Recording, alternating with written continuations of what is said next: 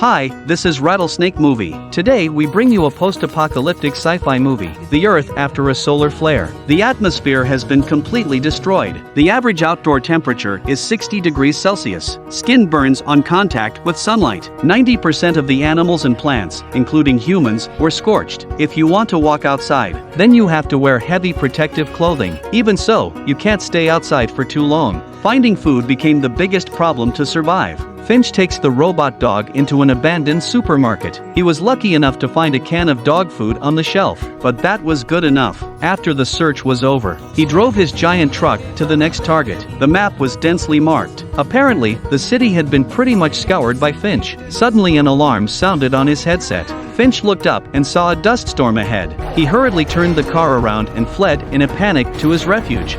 He managed to get into the shelter in time before the sandstorm arrived. And this is also the technology company where he worked before. Long hours of solar radiation. He also unfortunately suffered a terminal illness. Thanks to the building and the perfect supply system, he was able to survive until now. Finch was a programmer here. When the solar flares erupted, he was working in the basement, so he survived. He also has a dog that survived. This dog was very important to him. That's why Finch has been working for many years to scan the books he's collected into data. He knew he didn't have long to live, so he wants to create an artificial intelligence robot to take care of the dog after he dies. Now all that's left is the final step. He fitted the robot with eyes and started the program for the first test. As the massive amount of data is imported, the robot began to show faint reactions and responded to Finch's commands. The test seemed to be a real success. Finch also added one more rule to the robot's 3 laws. That is to protect the dog unconditionally. That's when the power went out in the shelter. Finch climbed to the top of the wind turbine for repairs. As a result, he saw an endless lightning storm sweeping towards the city in the distance. According to robot calculations, this horrific storm with a mix of 15 weather characteristics will sweep through the city within 24 hours, and it will last for more than 40 days. Finch clearly doesn't have enough supplies to survive this storm. The only way out of the city was to escape.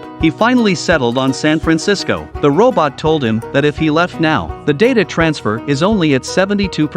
And Finch tells it, not everyone can be an Einstein. Then he fitted the robot with legs, and like an old father, he patiently taught it how to walk. The robot follows the look of Finch. It took its first awkward steps, and learned to trot with great speed. Then Finch packed up his belongings. With the dog and the 2 robots, the family mobilized. The robots were just 2 days old. It was still curious about everything. It asked Finch where the postcards came from. Finch hesitated for a moment, told him it was from his uncle in San Francisco. It looked out the window again. The image in the robot's mind was of a bustling city, but outside was an endless desert. The greenery that once existed was long gone. Soon they arrived at their first stop. Finch takes the robot to learn how to scavenge for supplies, especially to help the dogs find food on a regular basis. Finch found a movie theater with the doors closed. It seems that no one has ever been here, but with all his strength, he couldn't open the door. And that's where the robot comes in handy. He took the door down with his bare hands. Inside, the robot saw a mirror. This is also the first time it knows what it looks like.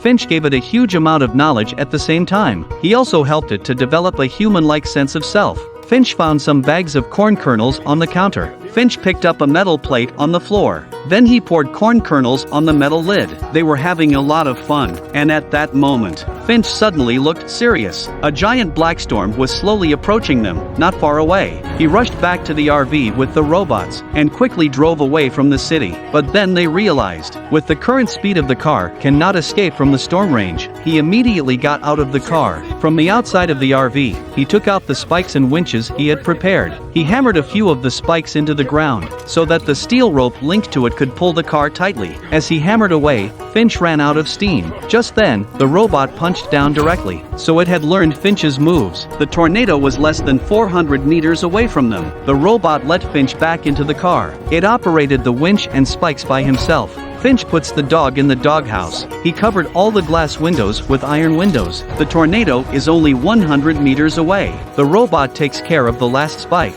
Back in the car, Finch tells the robot to hold on to the handrails. He put on his own seatbelt. Even the robot dog is in an impact-proof position. Dusty outside the window.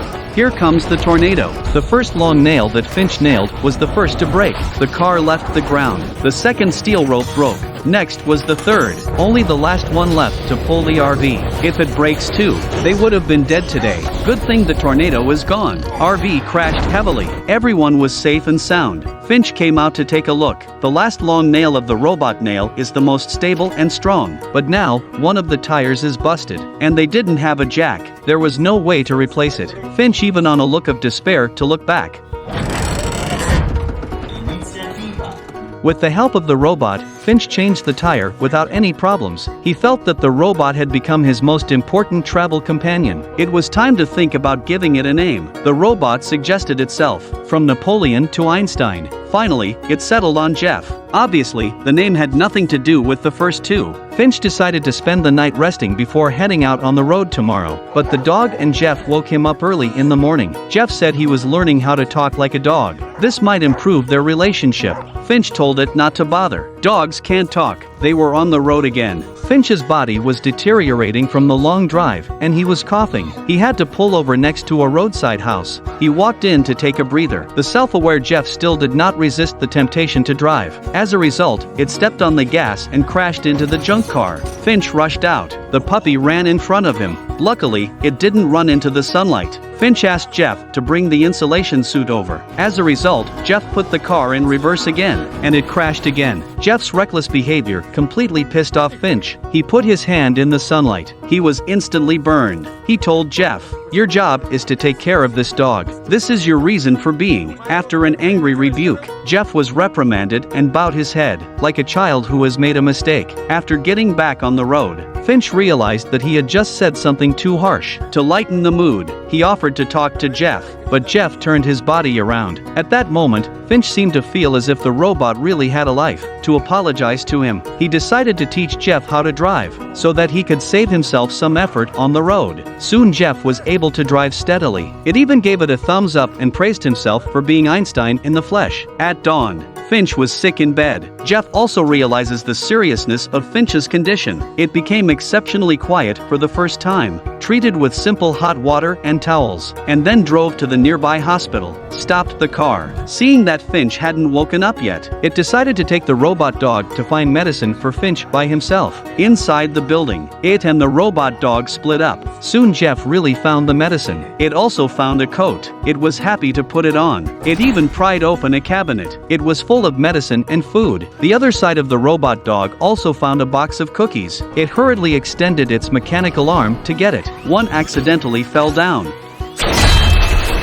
The other side of Finch woke up from the car. He immediately realized the seriousness of the situation. He rushed to put on a protective suit. He went to the building with the pain of his illness. By the time he found the robot dog, it was already a pile of scrap metal. Finch was distraught, but this was not the place to stay. He rushed to find Jeff and took it with him to escape. Knowing that the dog was gone, Jeff was too sad to speak. After they drove away, and then, in the darkness, another car lights up. After several hours of escape, Finch woke up from his sleep. He found the car behind him had been following them. Shouldn't you be happy to meet a human in the end times? But you should never trust humanity at the end of the days. If you get robbed, you'll lose your life. He tells Jeff to turn off the lights and take a shortcut to the tunnel, but the tunnel was too low. Jeff had to use brute force to push the car into the tunnel. This is how he escaped the chase. Seeing the broken solar panels, Finch fell into despair, because without solar energy is not living. For the first time, he was furious with Jeff. He told Jeff to think about it. He could teach Jeff to love and trust, but he couldn't give him much time to grow, because he was dying. Back in the car, Finch stroked the dog. He told Jeff his story. Many years ago, when a solar flare erupted, humans started scavenging for limited supplies to survive. Finch was searching a supermarket when he came across a mother and daughter. Their shopping cart was loaded with supplies. A man with a shotgun spotted the mother and daughter. Finch was so scared he hid, until a shot rang out. The mother and daughter were lying in a pool of blood. The girl had a puppy hidden in her bag. He regretted his cowardice. He hated himself for not having the courage to save the mother and daughter. He could only save the puppy, and vowed to protect it for the rest of his life. Soon the car was driving to San Francisco. Suddenly a butterfly crashed into the car window. Jeff slammed on the brakes and woke Finch up. Finch saw the scene, realized that the atmosphere in this area might still be working. First, he tries his hand, and it was just as he had suspected. Finch was happy. He had changed into a suit and was enjoying the long-awaited sunshine with Jeff by the car. The pups hadn't been in the sun for years either. They ate a nice canned meal outside. Finch and the dog played ball toss. He told Jeff to throw it, but no matter how much Jeff threw the ball, the dog would always give the ball back to Finch. Finch told Jeff the story of his life. He'd never left the city of his birth in his life. Even when the sun flared up, he didn't dare go far. This trip was the farthest he'd ever traveled in his life. It was dangerous, but he also felt happy. Finch suddenly coughed up blood. He realized he didn't have much time left. He said his goodbyes to Jeff. Shortly after returning to the car, Finch passed away. The dog made a wailing sound. It turns out he could feel his master's death, too. Jeff also knew that he had lost an important partner. It wrapped Finch's body up. It cremated him in the wilderness. In the midst of a perilous post-apocalyptic world, the man had spent his life watching over a puppy. But it wasn't just the puppy he was guarding. He was also guarding the last line of humanity. The next day, Jeff filled the car with gas. After feeding the dog again, it took Finch's regret with him and continued on to his goal. And that's it. A robot and a dog finally arrived at the Golden Gate Bridge. There were many cards posted on it. Many people had arrived here before. Jeff put up Finch's postcards as well. There were also more graffiti on it. Maybe after a catastrophe, people will appreciate it more. This is the end of the movie Finch. Lastly, let me ask you one more question. Do you know who else Finch played in the movie? Remember to subscribe to me. We will see you next time.